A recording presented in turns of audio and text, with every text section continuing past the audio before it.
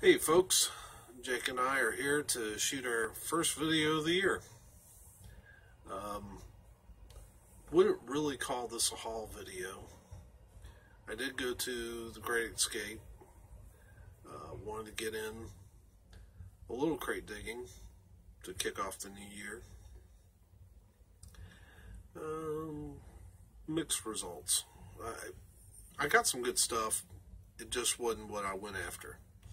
I had hoped to pick up some Billy Joel albums that I had seen there. There was also a Pat Travers album, and they must have got before I got there. So I did find some stuff, and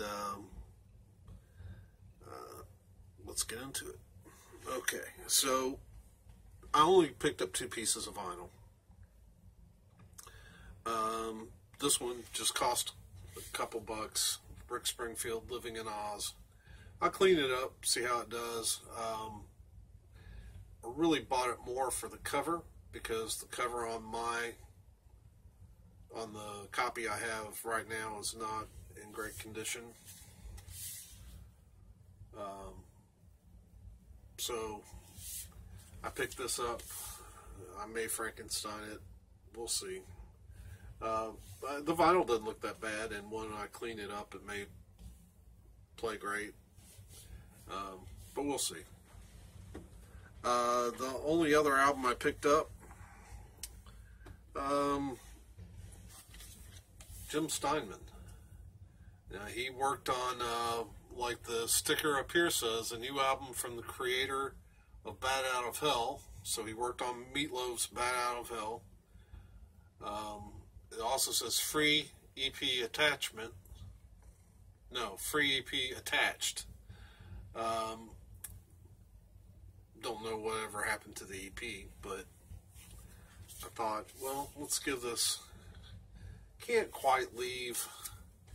How can I leave, an album that's basically got Angel of the X-Men and holding the big shiny guitar. You can't leave an album that looks like that behind. Just lyrics on the inner sleeve.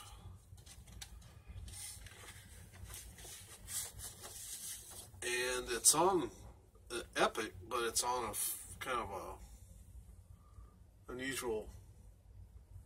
See, it says Cleveland International. So, don't know what that's about, but I give that one a clean and see how it does. Again, just a couple bucks.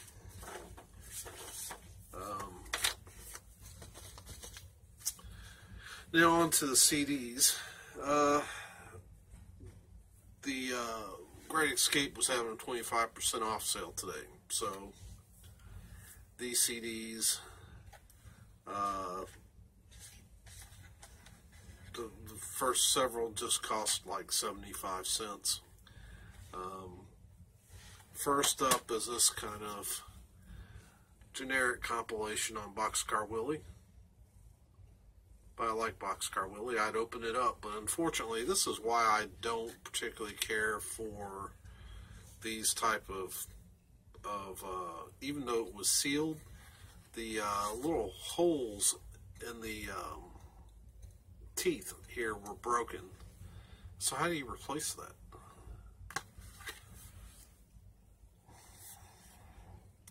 I guess I'll put it in a plastic sleeve, but yeah. But still some good songs on here. Your Cheating Heart, Hank and the Hobo, King of the Road, I Saw the Light, Hey Good Looking, Wabash Cannonball. Yeah. I got probably 3 or 4 of his albums on vinyl, so I was glad to pick up a CD. This next artist is my first album by her. Shelby Lynn, Love Shelby. Pretty good pickup for 75 cents, I think. Uh, I've just heard so much about her over the years that, and I've heard a few of her songs, and I just thought it'd be a good time to, well, let's see if I can get this out. I thought this would be like a lyric sheet.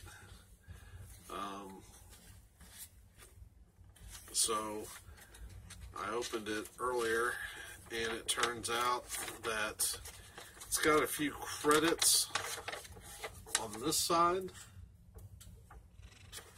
but it's basically just a poster on this side. So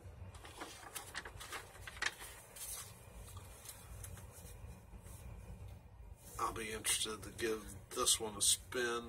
I realized that her debut was, I believe, it was called I Am Shelby Lynn. Don't know where this kind of falls in her discography. I think it's maybe her second album, but quality-wise, I don't know how this rates, but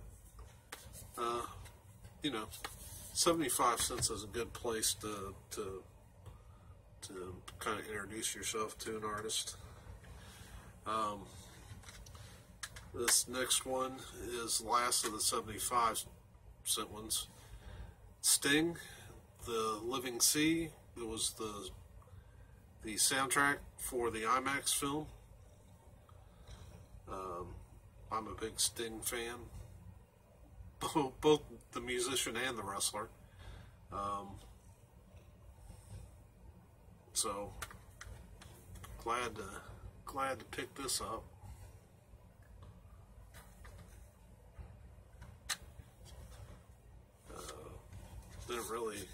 It's got a little booklet with it.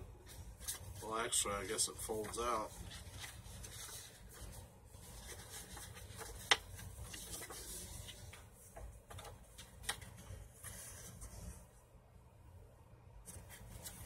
Nothing really too spectacular, but it does have some stuff in it. So that's The Living Sea. As I was looking through the track listings, I noticed that Why Should I Cry For You appears on this 3 times. I do recognize a few of the songs. Fragile opens and closes the soundtrack, and One World, Not 3, and Love Is a Seventh Wave. I'm familiar with those as well. So that's Sting, The Living Sea. The next were a little bit more expensive, but not much. Picked up Grand Funk. We're an American band.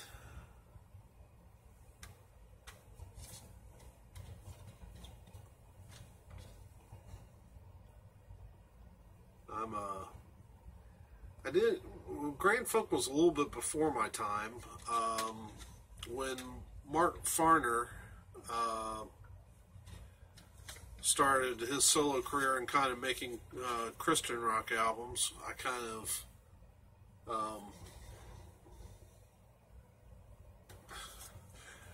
of introduced myself to Grand Funk to kind of catch up, and so I have some of their stuff now. Produced by Todd Rundgren, which kind of connects it to the Jim Steinman album, because Todd Rundgren did the guitars on this album. Okay. And now the 2 big CDs. The Jimi Hendrix Experience. Are You Experienced?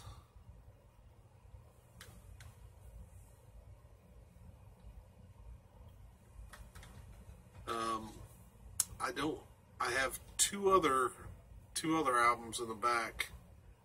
Two CDs, I should say. I don't have any Hendrix on vinyl. This makes CDs 3 and 4. and then Hendrix, Band of Gypsies. So I didn't do bad. I didn't get what I wanted, but I didn't do bad. Because both with the 25% off, I think this one would have cost me $3, and maybe this one $4. So, or maybe even $3.75. So I didn't do bad. Do have some DVDs. Just one's music. That's Dream Theater, Live at Budokan.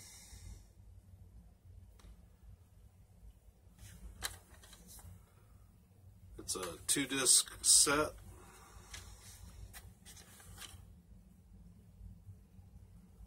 I think side one or disc one is the concert, and disc 2 is bonus material. Yeah, so Dream Theater. I mean, that's what they're a good band, and I'm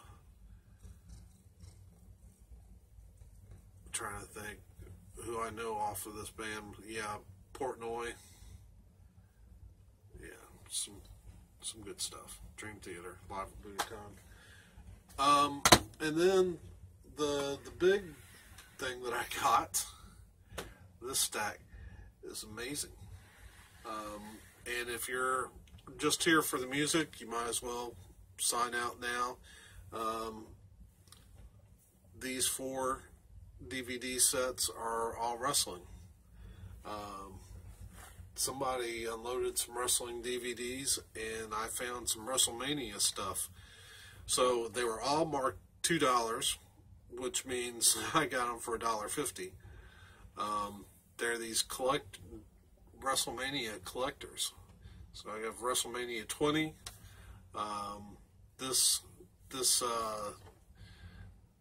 The big match on here would have been the World Heavyweight Triple Threat match between Triple H, Shawn Michaels, and Chris Benoit. Of course, I'm a big HBK fan, so yeah, so it's kind of cool. Then WrestleMania 23 in this big tin that's got, actually it's got like the big, well, typically they just comes in a slipcase. They put it in a tin. So there's all of this going on. And for me, the big match would have been the WWE Championship match. HBK versus John Cena. The Batista Undertaker match, probably not too bad.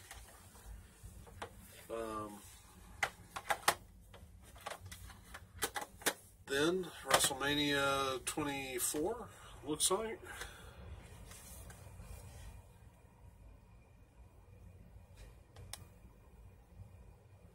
And the big match here for me would have been, well, would have been whatever match Shawn Michaels was in. Oh yeah, this was the year that Shawn retired the Nature Boy. Oh, was that a spoiler alert? I think we've all, if you're a wrestling fan, we've all seen that match. Big Show and Floyd Mayweather going at it. Ric Flair entrance. Yeah. And then finally WrestleMania 27. Undertaker versus Triple H would have been the big match here.